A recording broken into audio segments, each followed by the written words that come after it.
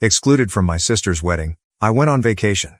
When the wedding fell apart, my whole family frantically tried to reach me. "You're overreacting. It's just a wedding," my mother said. I was not invited to my own sister's wedding. Instead, I scheduled a trip. Days later, my relatives blew up my phone. I sat there, staring at my screen, reading the message for the 5th time.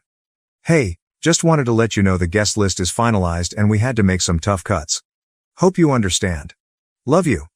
Tough cuts. Tough cuts. I wasn't some distant cousin. I wasn't an old family acquaintance whom they hadn't seen in years. I was her brother. And my sister, the same sister I had assisted through every crisis, heartbreak, and moment of self-doubt, had just cut me out as an afterthought. I glanced at the screen, a slow pang of unbelief spreading into my chest. I nearly laughed, because this had to be a mistake. I took up the phone and called my mother. She responded on the second ring, her voice upbeat. "Hey sweetheart, what's up?" I didn't bother making small talk. "I just got a message from Emily. She says the guest list is finalized and I'm not on it." There was a pause. Just long enough to prove what I had previously suspected. "Oh honey," my mother sighed. She always used that voice to make me feel like I was being unreasonable.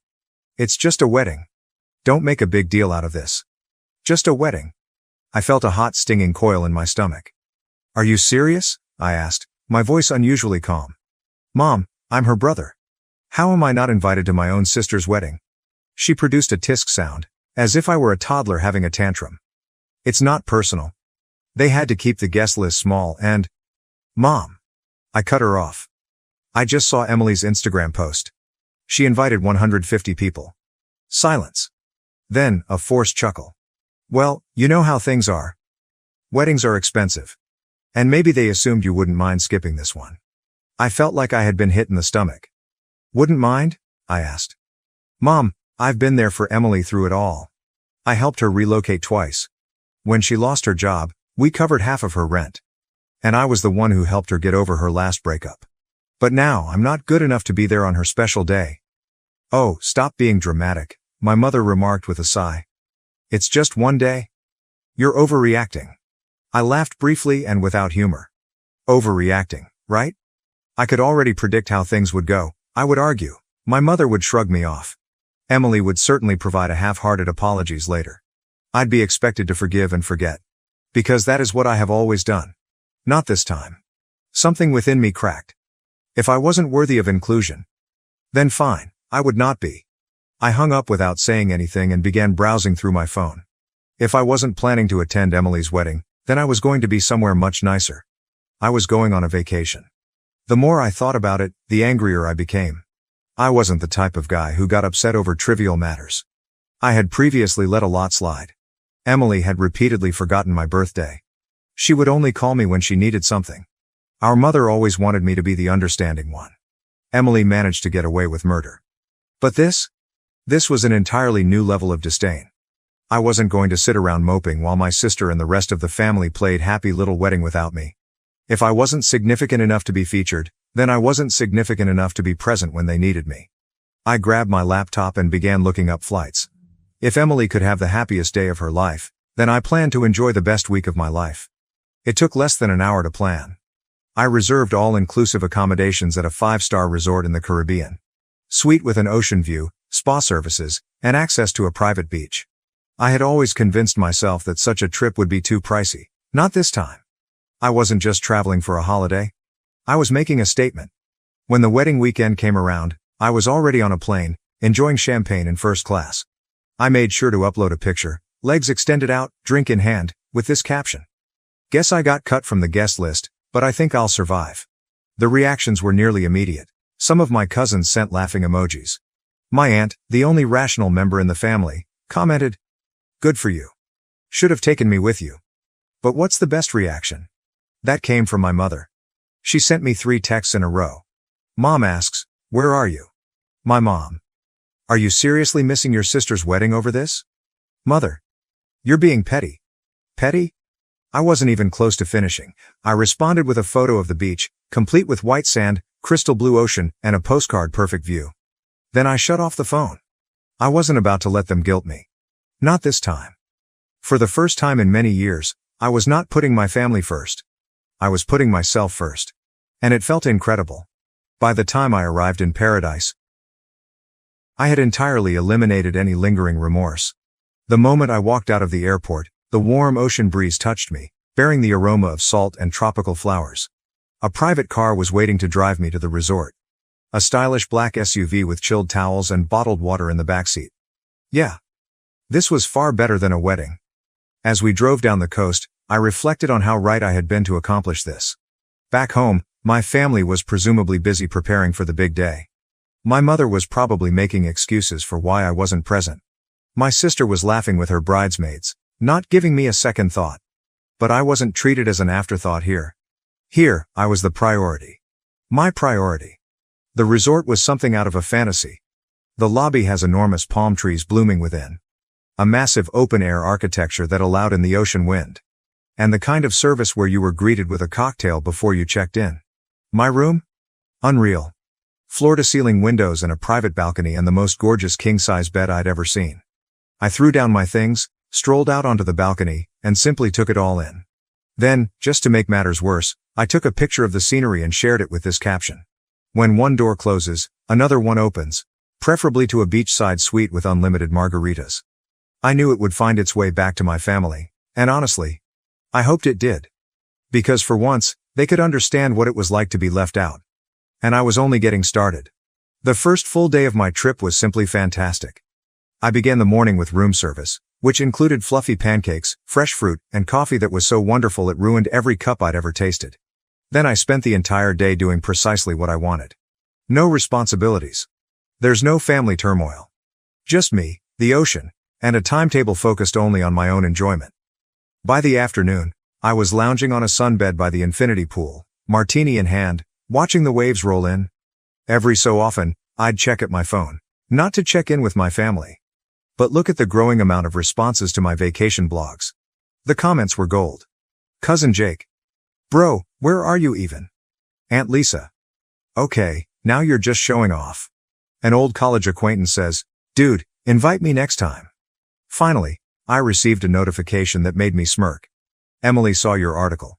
Oh, now she was paying attention. I could just imagine her reaction, sitting in the bridal room, sipping inexpensive champagne, scrolling through Instagram only to see me having my best life while she is anxious about her wedding. Good. I leaned back, took another sip of my beverage, and thought, enjoy your special day, sis. I hope it's all you wanted. However, when the sun began to set, something unusual occurred. My phone started to explode. Initially, I ignored it. I figured it was just more people reacting to my photos. But then I noticed these names. Mom. Emily. Cousin Jake. Even Uncle Rob. Call after call. Texts are coming in non-stop. I raised an eyebrow and eventually opened my phone. The first text I saw was from my mother. Mother. Call me. It's an emergency. Is there an emergency? Attending the wedding? I sighed, debating whether I really cared. Jake then sent another message. Jake's reaction. Dude, you are not going to believe what just happened. Oh, now I was curious. I sat up and scrolled through the texts. And I quickly understood that the universe had given me the nicest wedding gift I could have ever hoped for. Because as it turned out, Emily's beautiful wedding had gone up in flames. I scanned through a torrent of messages. My sneer grew with each one. Jake replied, Bro. You dodged a bullet. Mother. Call me right now. This is a family crisis. Emily, please. Where are you? I need you. I stretched out in my lounge chair. I took another drink of my cocktail, and continued scrolling. Then I discovered a message that made me laugh out loud. According to cousin Melissa, the groom simply walked out. I almost choked on my drink. Did the groom leave? Oh, this was better than I could have expected. Curiosity got the best of me, so I eventually texted Jake back. My response? What do you mean he left? Jake. Dude, during the reception, full meltdown. He and Emily had some huge fight and then he just walked out. Straight up left the venue. Jake, again. Oh, and then Uncle Rob and Dad got into a screaming match over who was ruining the family's reputation. Grandma cried. The venue cut the bar early. It's a mess. I leaned back, smirking. My sister had refused to let me attend the wedding, believing that she didn't need me. And now? Suddenly, I was the first person they all ran towards. I could already hear my mother's voice in my brain. You need to fix this, Emily is devastated. Yes, no thanks. I opened the following message. It came from Emily. Emily says, answer your phone. Please, I need you. Oh, suddenly I was significant. I took a deep breath and typed back a single response. Me. Sorry, I'm a little busy enjoying my overreaction. Hope the wedding was fun. And then, I blocked her phone number. I blocked my mother. I also blocked Jake, just in case he got drawn into their guilt trip operation. Then I turned my phone to do not disturb mode, waved over the bartender, and ordered another drink. Because, while my family spiraled, I was in paradise. And for once, I wasn't bothered. The following morning, I awoke to the sound of waves breaking on the shore. The aroma of sea and tropical flowers wafted through my open balcony doors. I stretched and yawned. And for one lovely minute, I almost forgot about the pandemonium at home.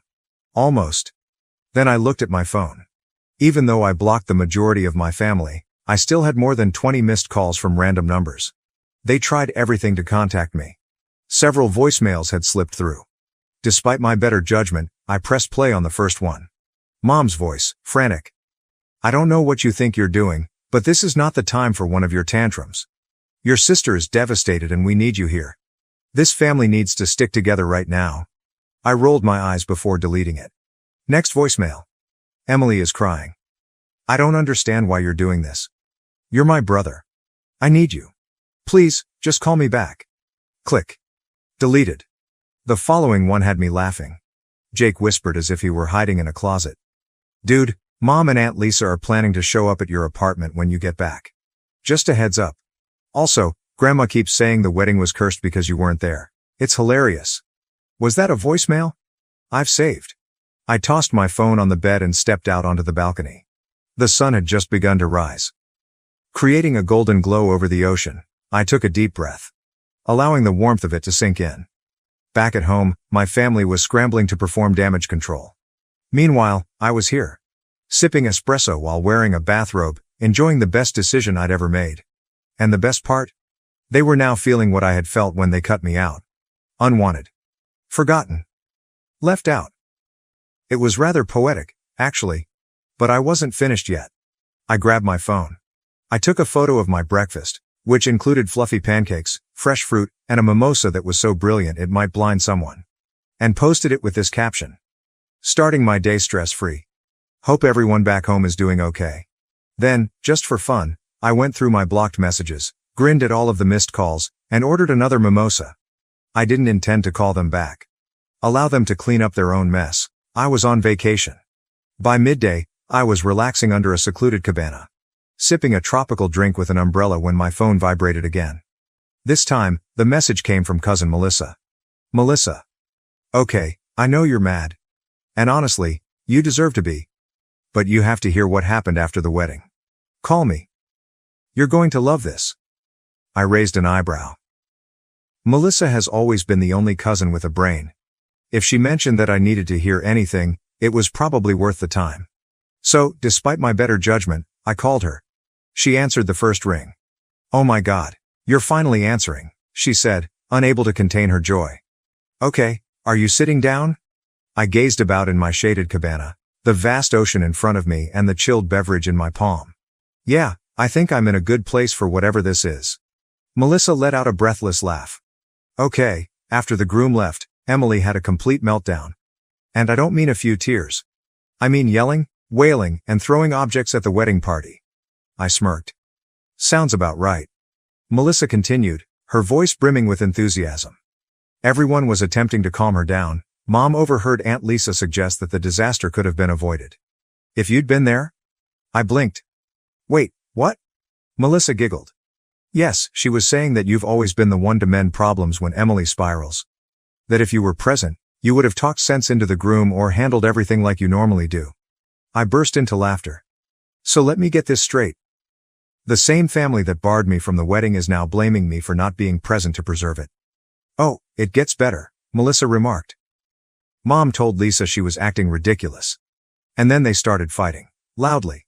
Then Grandma became involved, saying Emily brought this on herself, because she offended the cosmos by not inviting her brother. I almost choked on my drink. Melissa was cackling now. Grandma lectured Emily in front of everyone, stating, If you had treated your family better, you wouldn't be alone in your wedding dress right now. I leaned back smirking. Wow, that's beautiful. Oh, and then, Melissa said. Your mother attempted to contact the groom's family to resolve the situation? His mother just smiled and said, this is your issue now. I had to set down my drink before I spilled it from laughing so hard. So, I said, collecting my breath. Where does that leave Emily? Melissa sighed. Still weeping. Still blaming everyone except herself. Last I heard, she was trying to save the wedding with some sort of backup plan. But let's be honest, she's not going to recover from this. I shook my head grinning. You know what the best part is? What? I took a slow sip from my drink. I don't care. Melissa roared with laughter. Honestly, I don't blame you. I just thought you'd appreciate knowing that karma did its job. Oh, I love knowing that, I remarked, smirking. Thanks for the update, Melissa. No problem, she replied. Enjoy your trip, and for the record, you did the right thing. I hung up, more satisfied than I had been in years. They wanted a wedding without me. And now, thanks to their own selfishness, they had a disaster instead. I grabbed up my drink and raised it to the heavens. And I toasted to the best decision I've ever made. Then I turned off my phone and relaxed back in my cabana. Let the beach air sweep away the rest of my shame. For the remainder of the day, I didn't look at my phone. Instead, I scheduled a sunset cruise. Allow the warm breeze to wash over me, and had a 5-star meal by the seaside. My family was still picking up the pieces from Emily's wedding tragedy. I was enjoying the greatest steak I'd ever had. At some point, a notion occurred to me. Perhaps I should feel sorry for her. Then I remembered how she left me out without hesitation. Yes, no. I took a sip from my wine. I took one last shot of the view. And shared it with one caption. 0 regrets. Finally, with a contented smile, I turned off my phone again. Let them stew, I was done being their backup plan. The following morning, I awoke feeling lighter than I have in years. There is no guilt. There will be no tension. There were no last-minute family emergencies that became my job to solve. Just myself and the sound of waves. And an entire day of nothing but rest. I stretched, ordered room service, and, out of curiosity, I turned my phone back on. A big mistake. Within seconds, my notification surged. Mom said, "You need to stop acting like a child and call me." Emily's response. "I can't believe you're doing this to me. You are so selfish. Your mother. This isn't funny." Emily is heartbroken. "Do you even care?" Unknown number, possibly my aunt. "We need to fix this family before it's too late." I groaned and shook my head. It was almost surprising how swiftly they moved from ignoring me to expect me to cure everything. Then, one message struck my attention. "Melissa. Okay, I understand you are ignoring everyone, but please read this. Your mother is trying to gather the family for a discussion when you return. Just a heads up." I almost laughed aloud. Oh, they assumed I would return as if nothing had happened. As if I'd just come up and let their guilt trip me. And pretend the entire thing never occurred. Yeah, not happening. I quickly replied to Melissa. Thanks for the warning, but I won't be there. Melissa says, "Wait, what do you mean?" Me. "I'm extending my trip. They wanted to cut me out? Okay. I'm cutting myself off altogether." I could almost see her reaction. A combination of astonishment and amusement. A few seconds later, she responded. "Melissa. Okay, that's iconic. Tell me everything when you get back, whenever that is, LOL. I grinned, set down my phone, and grabbed up my laptop. With a few clicks, my trip was officially extended. Another entire week. There's no family. There's no drama. No family discussions. Just me and the water. They never allowed me to have peace. And the best part? They couldn't do anything about it. Before going to the beach, I sent one final text. Me, Mom, and Emily. "Oh, so you want me around? Sorry, I'm too busy enjoying my reactions. Have fun cleaning up your own messes." Then, for the last time, I blocked their numbers. I put my phone down. Ordered another drink. Let the sun warm my skin. There is no guilt. There will be no tension. No regrets. Just peace. And it was the best decision I've ever made. Thank you for watching. If you haven't subscribed yet, please do so and hit the notification bell to stay updated with more shocking real-life stories happening around you.